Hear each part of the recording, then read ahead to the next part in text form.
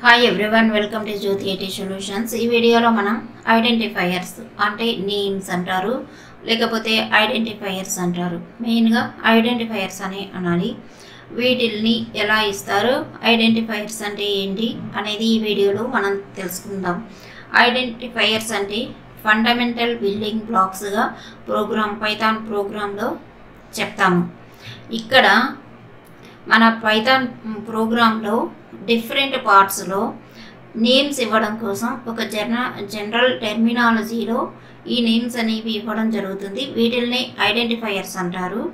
వీటిల్లో వచ్చేసి మనకు మెయిన్గా వేరియబుల్స్ ఉంటాయి, ఆబ్జెక్ట్స్ ఉంటాయి, క్లాసెస్ ఉంటాయి, ఫంక్షన్స్ ఉంటాయి, లిస్ట్స్ ఉంటాయి, డిక్షనరీస్ ఉంటాయి.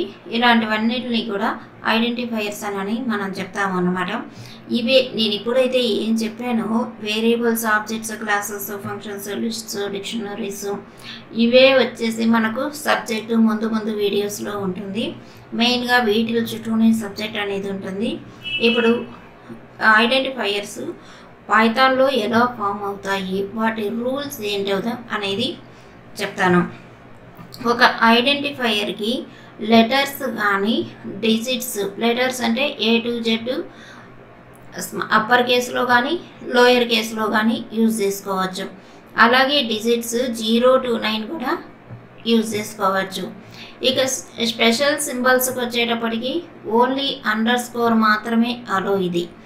ఇది ఫస్ట్ రూల్ అన్నమాట. సెకండ్ రూల్ వచ్చేసి అప్పర్ కేసు, లోయర్ కేసు మనం లెటర్స్ని యూజ్ చేసినప్పుడు వాటికి సపరేట్ మీనింగ్గా ఇవి తీసుకుంటాయి. మనకు అండర్స్కోర్ వచ్చేసి స్టార్టింగ్లో ఉండొచ్చు, లేకపోతే అప్పర్ కేసు లెటర్ ఉండొచ్చు, లేకపోతే లోయర్ కేసు లెటర్ అయినా ఉండొచ్చు. కానీ స్టార్టింగ్ వచ్చేసి మన ఐడెంటిఫైయర్ అనేది డిజిట్తో స్టార్ట్ కాకూడదు. డిజిట్తో స్టార్ట్ అయినట్లయితే అది రాంగ్ అవుతుంది. ఇక మనం పైన చెప్పుకున్నటువంటి కీవర్డ్స్ అంటే లాస్ట్ వీడియోలో చెప్పుకున్నటువంటి కీవర్డ్స్ ఏవైతే ఉన్నాయో 33 కీవర్డ్స్ ఇక్కడ ఉంటాయి. ఈ 33 కీవర్డ్స్ని ఐడెంటిఫైయర్స్గా యూజ్ చేయడానికి లేదు. ఆ కీవర్డ్స్ ఒక స్పెషల్ మీనింగ్ కోసం ఉండేటటువంటివి. ఇక్కడ ఐడెంటిఫైయర్స్లో యూజ్ చేయడానికైతే లేదివి. ఇక ఆ హైఫన్ ఏ అదర్ సింబల్ కూడా మనం ఈ ఐడెంటిఫైయర్గా యూజ్ చేయడానికి లేదు. మనం క్యారెక్టర్స్ అయితే చెప్పుకున్నప్పుడు మనకు స్పెషల్ సింబల్స్ అన్నీ వస్తాయి అని చెప్పుకున్నాం.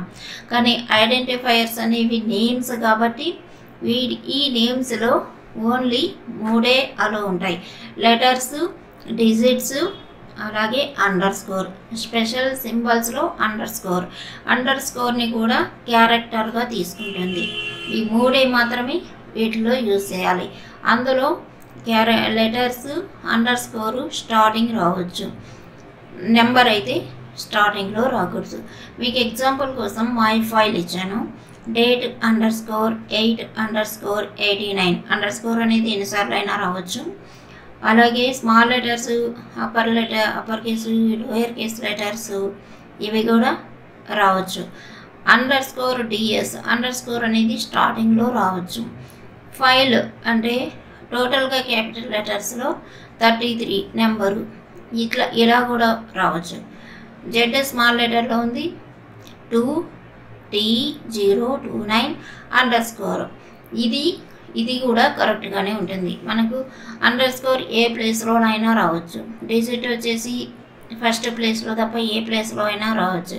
లెటర్స్ వచ్చేసి స్టార్టింగ్లో లెటర్సే ఉండాలి, లేకపోతే అండర్స్కోరే ఉండాలి. ఇది మనకు ఐడెంటిఫైయర్స్. ఇవి మనం ప్రోగ్రామ్ రాసేటప్పుడు మనకు ఈజీగా అర్థమైపోతాయి. నెక్స్ట్ వీడియోలో లెటరల్స్ గురించి తెలుసుకుందాము.